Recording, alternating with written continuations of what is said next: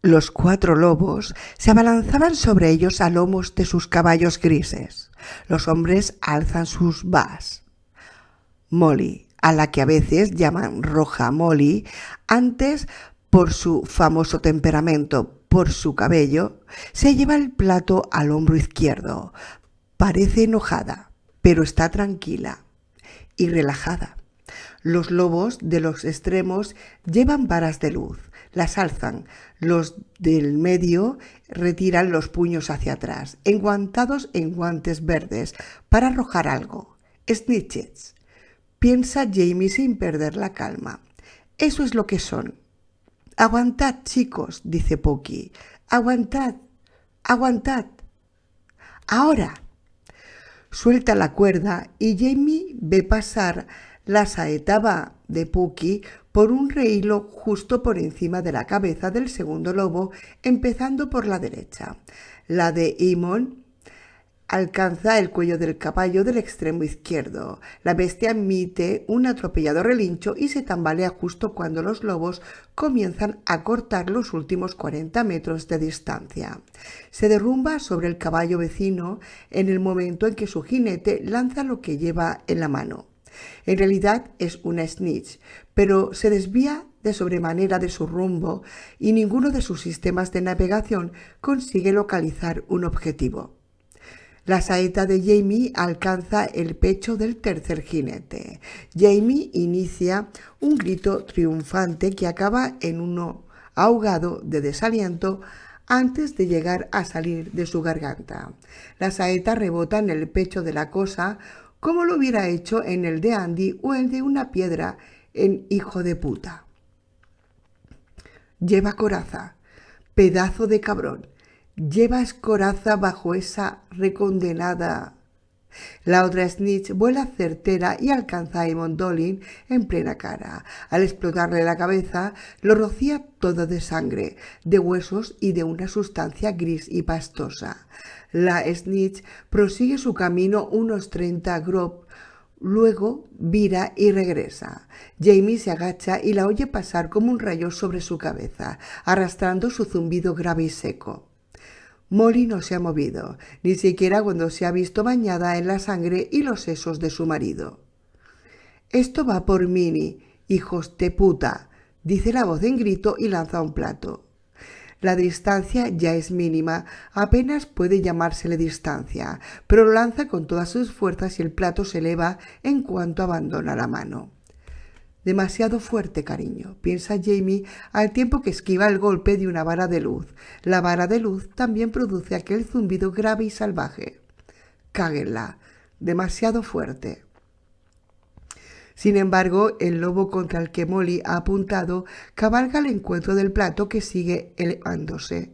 Impacta justo en el sitio donde la capucha verde de la cosa, se encuentra con la máscara de lobo que lleva. Se oye un extraño sonido sordo y la cosa cae hacia atrás del caballo con las manos enguantadas agitándose en lo alto.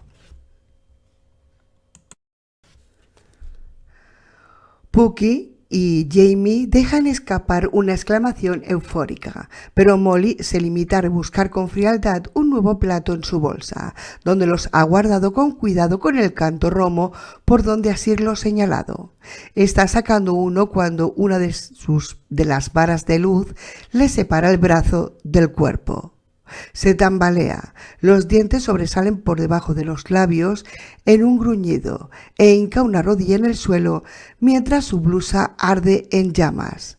Jamie se queda pasmado al ver que la mano cercenada sigue tanteando en busca del plato allí donde ha caído, en la tierra del camino. Los 3 lobos restantes los han sobrepasado. Al que Molly acertó con su plato yace en el suelo agitándose como un poseso. Las manos enguantadas se estremecen arriba y abajo como si se tratara de decir: ¿qué se podía esperar? ¿Qué se podía esperar de esos malditos labriegos? Los otros 3 hacen virar a sus monturas con tanta habilidad como una brigada de soldados de caballería y regresan a la carrera. Molly arranca el plato de entre sus dedos muertos y a continuación cae hacia atrás engullida por el fuego. «Arriba, Pookie», grita Jamie, histérico, al tiempo que la muerte avanza hacia ellos bajo el abrasador cielo emplomado. «Arriba, que los dioses te maldigan». Y sigue experimentando esa sensación de gracia divina cuando huele la carne chamuscada de los Dolin. Aquello es lo que deberían de haber hecho desde el principio, todos ellos, porque se puede derribar a los lobos, aunque lo más seguro es que no vivan para contarlo y que se lleven a su compadre muerto para que nadie lo sepa. Se oye la vibración de una cuerda cuando Pookie dispara una nueva saeta. Acto seguido, una snitch lo alcanza de pleno y Pookie explota dentro de sus ropas. Vomita sangre y carne, echa jirones por las mangas, por los puños y por los botones estallados de su bragueta. Jamie vuelve a quedar empapado, esta vez del mejunje caliente que una vez fue su amigo. Dispara su ba, cuya saeta abre un surco en uno de los flancos de un caballo gris. Sabe que es inútil agacharse, pero de todos modos se agacha y algo zumba por encima de su cabeza. Uno de los caballos lo golpea con la dureza al pasar junto a él y lo tira a la cuneta en la que Eamon le propuso esconderse. La ba le vuela de la mano. Se queda allí tendido con los ojos abiertos, inmóvil, consciente de que cuando hagan dar media vuelta a sus caballos tendrá que fingirse muerto y esperar a que pasen de largo. No lo harán, por supuesto que no, pero es lo único que le resta por hacer, así que lo hace tratando de dar a sus ojos el vidriado de la muerte. Sabe que de allí a unos segundos ya no tendrá que fingir. Huele la tierra. Oye los grillos entre la hierba y se aferra a aquellas cosas con la certeza de que son lo último que volverá a oler o a oír, que lo último que verá son los lobos abalanzándose sobre él con su gruñido congelado en el rostro.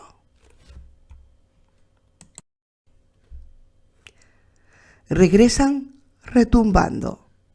Uno de ellos se vuelve en la silla y una snitch sale disparada de la mano enguantada al tiempo que pasa por su lado. Sin embargo, en ese mismo instante, el caballo salva el cuerpo del lobo derribado que sigue retorciéndose en el suelo, aunque ya apenas alza las manos.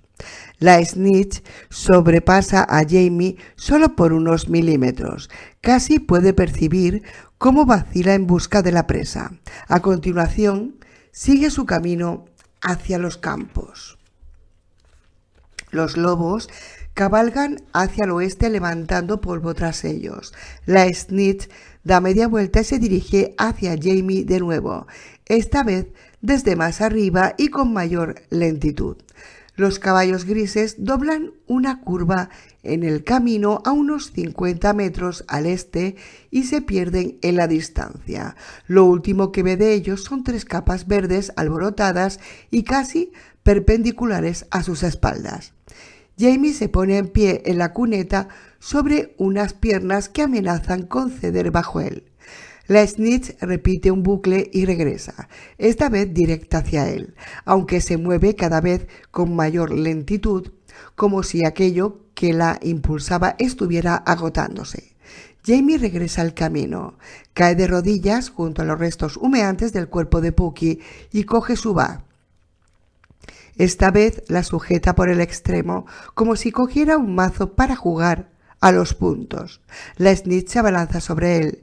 Jamie lleva la ba al hombro y cuando aquello se dirige en su dirección, lo batea como si se tratara de un insecto gigantesco.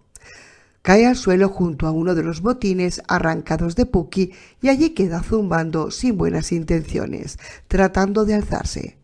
«¡Toma, hijo de puta!», grita Jamie y comienza a arrojarle tierra encima con las manos. Está sollozando. «¡Toma, hijo de puta! ¡Toma! ¡Toma!». Por fin desaparece enterrada bajo un montículo de arena blanca que se agita y zumba hasta que al fin se para. Sin levantarse, no sostiene bastante fuerza para mantenerse en pie. Todavía no. Apenas puede creer que sigue vivo. Jamie Jafford gatea hasta el monstruo que Molly ha matado, porque está muerto, o al menos está tendido inmóvil. Quiere quitarle la máscara y verle la cara. Primero lo patea con los pies, como un niño con una pataleta. El cuerpo del lobo se mece de un lado a otro y vuelve a quedarse inmóvil. Desprende un olor acre y hediondo. Un humo de olor putrefacto se lanza de la máscara que parece estar fundiéndose. Muerto, piensa el chico que tiempo después se convertirá en el abuelo, el ser humano más viejo del Cala.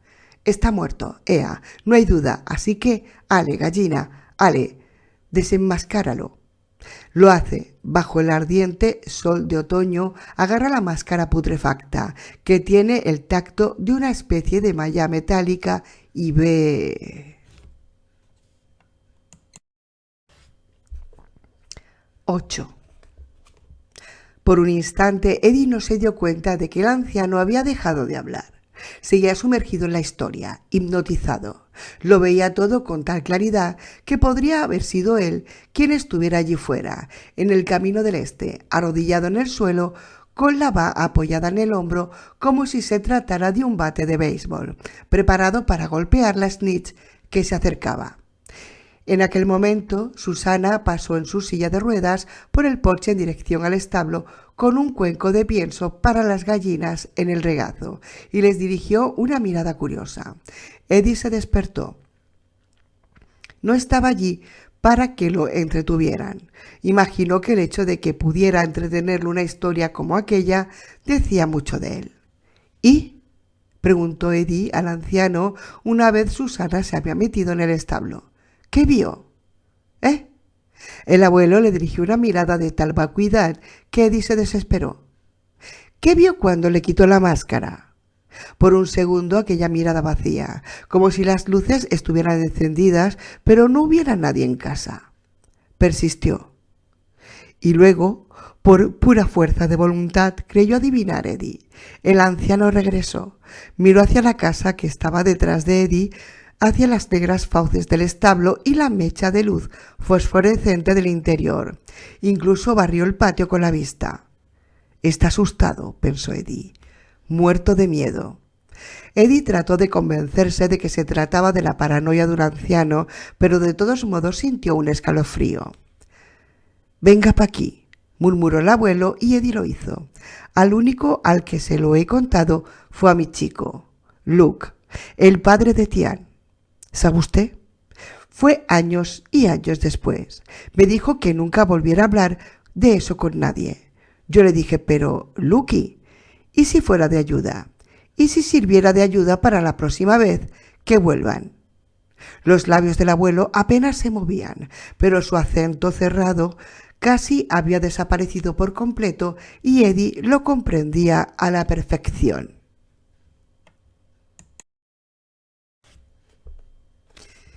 Y él me dijo, «Padre, si de verdad cree que saberlo que podía ayudar, ¿por qué no lo ha dicho antes de ahora?» Y no supe responderle, joven amigo, porque lo único que mantuvo mi boca cerrada fue la intuición. Además, ¿pa' qué? ¿Qué cambia? «No lo sé», respondió Eddie. Tenían las caras muy cerca una de la otra. Eddie olía la ternera y el moje en el aliento del viejo Jamie. «¿Cómo voy a saberlo yo si no me ha dicho lo que vio?» «El rey rojo siempre encuentra a sus secuaces», me dijo mi chico. «Será mejor que nadie sepa nunca que usted estuvo allí, y aún mejor si nadie vuelve a oír jamás lo que usted vio. No sea que ellos se enteren, ni siquiera en tronido. Y vi algo triste, joven amigo». Aunque casi se estaba volviendo loco de impaciencia, Eddie creyó que sería mejor dejar que el anciano hilara la historia a su manera. «¿Qué fue, abuelo?» Vi que Luke no me había creído del todo. Pensó que su viejo solo estaba desvariando, que le estaba contando un cuento disparatado sobre lo de acabar con los lobos para crecer ante sus ojos, aunque ya ve usted que incluso en un medio lelo se daría cuenta de que si iba a contar una patraña me habría puesto yo como el que mató al lobo y no a la mujer de Amon Dolin. Eddie pensó que aquello tenía sentido y luego recordó al abuelo dejando entrever que había sido él quien se había llevado los méritos de cuentista profesional, como a veces decía Roland. Lucky tenía miedo de que alguien más oyera mi historia y le creyera, que les llegara a los lobos y que pudiera acabar muerto por contar una patraña. Empero no lo era. El anciano lo miró con ojos legañosos, suplicantes, en la envolvente oscuridad. «Usted me cree, ¿verdad?» Eddie asintió con la cabeza. «Sé que dice verdad, abuelo, pero ¿quién?» Eddie se detuvo. ¿Quién iba a irse de la lengua? Así fue como la pregunta se presentó en su mente, pero el abuelo podría no comprenderle. Pero ¿quién iba a decir nada? ¿De quién sospechaba?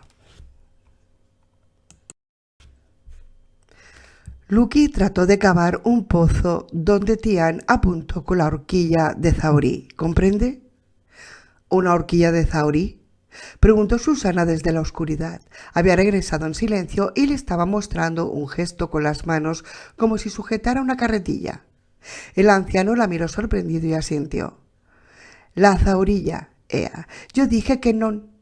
Pero luego de que los lobos vinieran y se llevaran a su hermana, a tía, Lucky hacía lo que el chacho quería. ¿Le cabe en la cabeza dejar que un chacho de no más de 17 años tentara un con o sin zaurilla? Pero Lucky cavó allí, y allí brotó agua. Eso se lo admito. Todos vimos el resplandor y la olimos antes de que los arcenes de arcilla se vinieran abajo y enterraran vivo a mi chico. Lo sacamos con palas, pero se había ido pa'l fondo. Tenía las tragaderas y los pulmones llenos de arcilla y tierra». Despacio, muy despacio, el anciano extrajo un pañuelo del bolsillo y se secó los ojos. Desde entonces el chacho y yo no cruzamos ni una palabra amable. Ese pozo sigue abierto entre nosotros. Empero tiene razón en lo querer plantar cara a los lobos, y si le dicen algo de mi parte, cáguenla.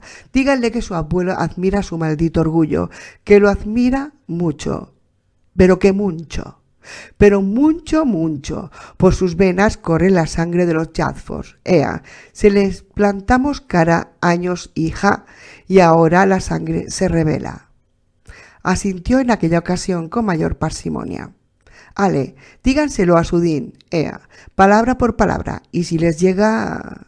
Si los lobos fueren a salir de tronido antes que por un zurullo de viejo y acabado como mi menda, mostró los pocos dientes que le quedaban en una sonrisa que Eddie encontró muy truculenta. «Entavía puedo armar una va», aseguró, «y algo me dice que a su morenita se le daría bien lo del plato, con las piernas cortas o sin ellas». La mirada del anciano se perdió en la oscuridad. «Que vengan», murmuró, «al final las pagarán todas a rejuntas.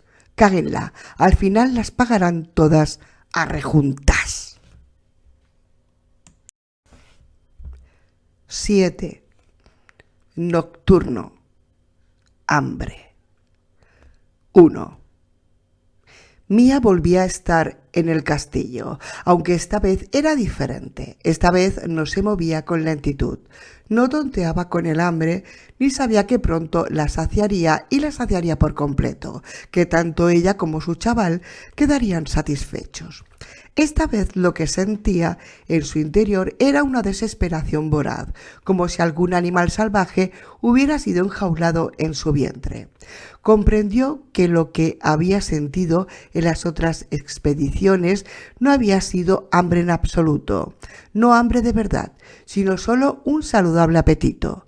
Esto era diferente. Su hora está llegando, pensó. Necesita comer más para hacerse fuerte, y yo también.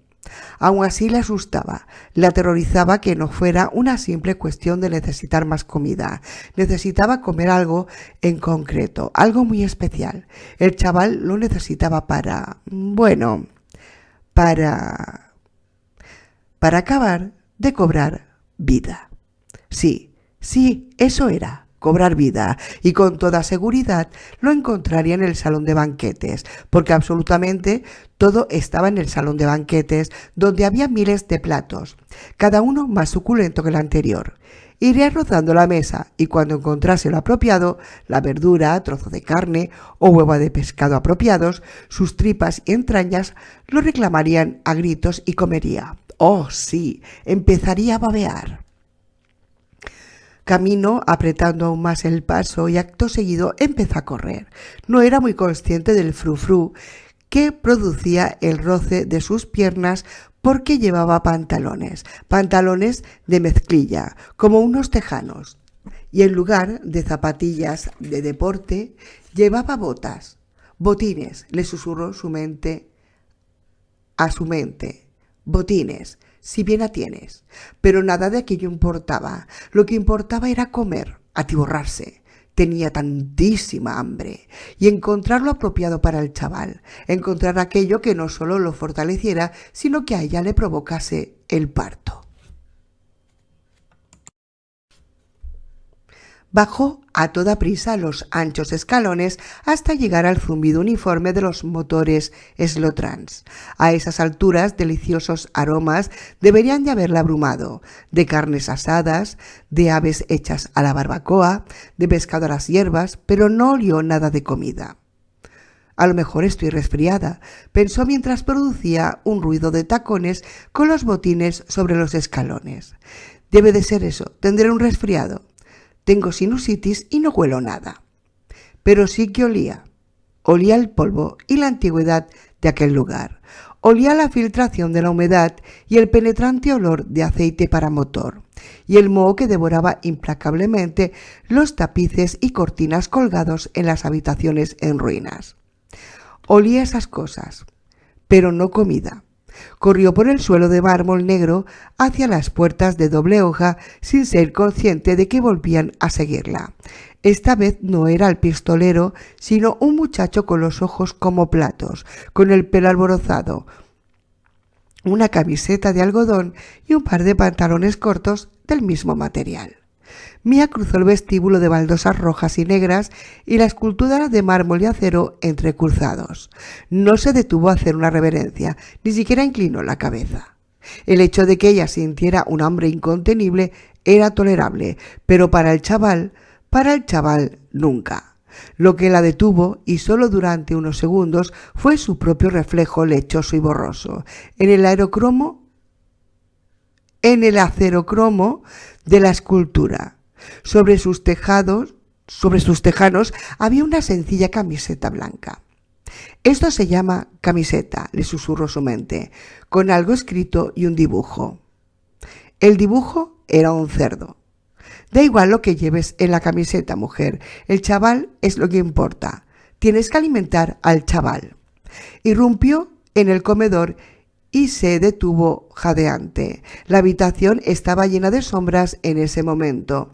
Unas cuantas antorchas eléctricas seguían encendidas, pero la mayoría de ellas se habían apagado.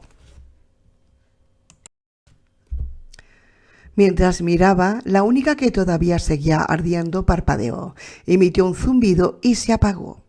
Los platos blancos habían sido sustituidos por platos azules decorados con verdes ramitas de arroz.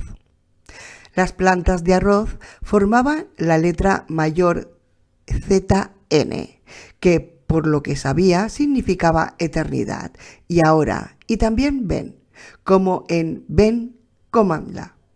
Pero los platos no importaban, los estampados no importaban, lo que importaban eran los platos y la hermosa cristalería estaban vacíos y cubiertos de polvo. No todos estaban vacíos. En una copa vio una viuda negra muerta con las patas retorcidas y apoyadas contra la marca roja en forma de reloj de arena de su vientre. Vio el cuello de una botella de vino que asomaba por el borde de una cubeta de plata y su estómago lanzó un alarido imperioso. La agarró rápidamente, apenas consciente del hecho de que no había agua en el cubo, ni que decir tiene hielo, estaba completamente seca. Por lo menos la botella pesaba y tenía suficiente líquido dentro para hacer ruido. Sin embargo, antes de que Mia pudiera rodear con los labios la boca de la botella, el olor a vinagre la golpeó con tanta intensidad que se le llenaron los ojos de lágrimas. «¡Cáguenla!», gritó y tiró la botella. «¡Me cago en la puta!». La botella se hizo añicos sobre el suelo de piedra. Unas cosas corrieron y chirriaron de sorpresa debajo de la mesa. «¡Sí, corred, corred!», gritó. «¡Iros por ahí, seáis lo que seáis! Aquí está Mia, hija de nadie, y no está de buen humor. Me voy a alimentar, sí, lo haré». Lo dijo de forma enérgica, aunque al principio no vio nada comestible sobre la mesa. Había pan, pero un único pedazo que se molestó en coger se había puesto duro como una piedra. Había algo con aspecto de restos de pescado, pero se había podrido y estaba sobre un hervidero blanquiverdoso de gusanos. Le rugió el estómago, pues no se amilanó ante tal asquerosidad. Peor aún, algo que estaba debajo de su estómago se inquietaba, pataleaba y gritaba para que lo alimentasen. No lo hizo con su voz, sino apretando ciertos botones en el interior de Mia, en las partes más primitivas de su sistema nervioso. Se le secó la garganta, se le arrugó la boca como si se hubiera bebido el vino agrio. Se le agudizó la vista porque los ojos se le abrieron como platos y le saltaban de las cuencas. Todos sus pensamientos, todos sus sentidos y todos sus instintos se volcaron en la misma idea simple: comida.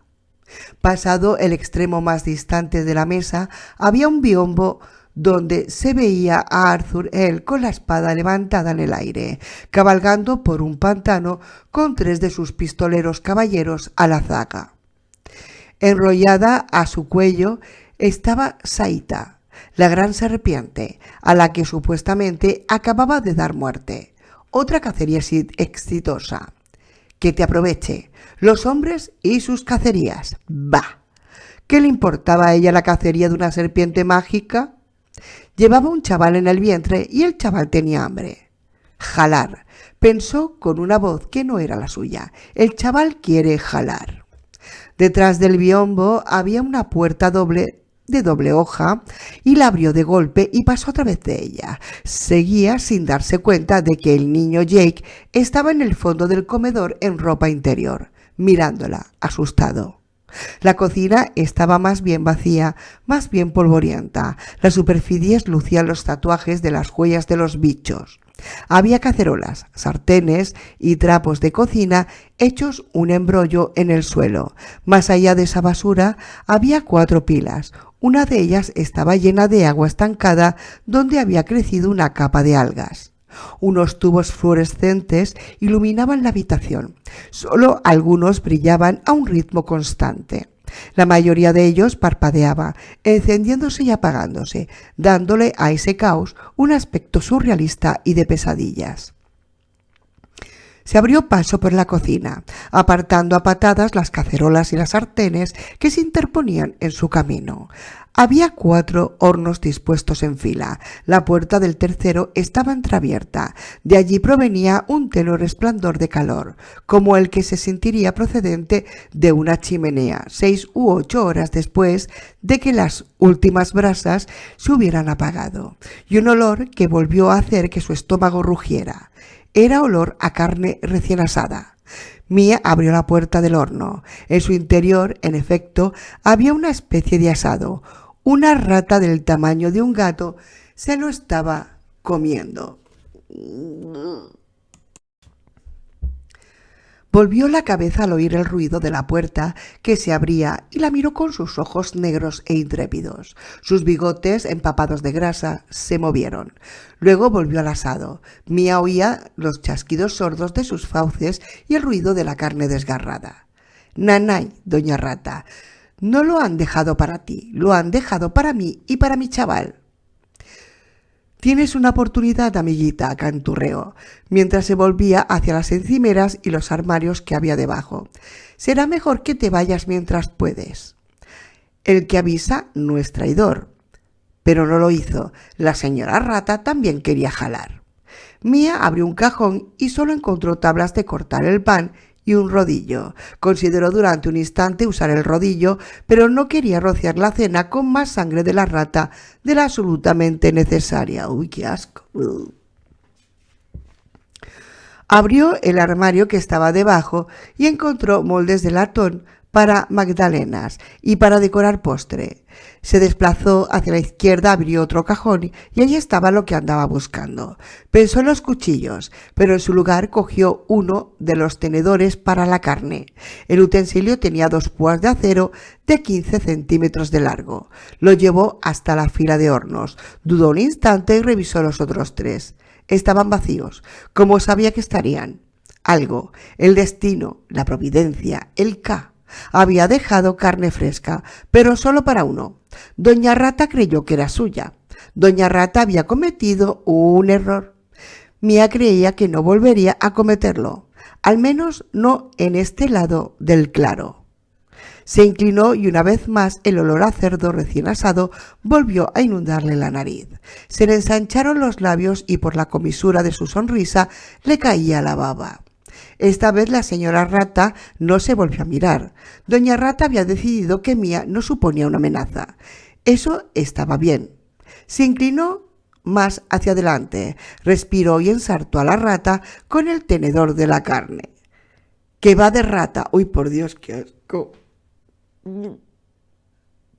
La sacó del horno y la levantó hasta ponérsela a la altura de la cara. El roedor se retorcía con furia, hacía girar las patas en el aire, movía la cabeza hacia atrás y hacia adelante. La sangre corría por el mango del tenedor hasta ir a parar a la muñeca de Mía. La llevó, todavía retorciéndose, a la pila de agua estancada y la sacó del tenedor. Chapoteó en la oscuridad y se hundió. Durante un momento la punta de su agitada cola se quedó tiesa, pero luego también desapareció.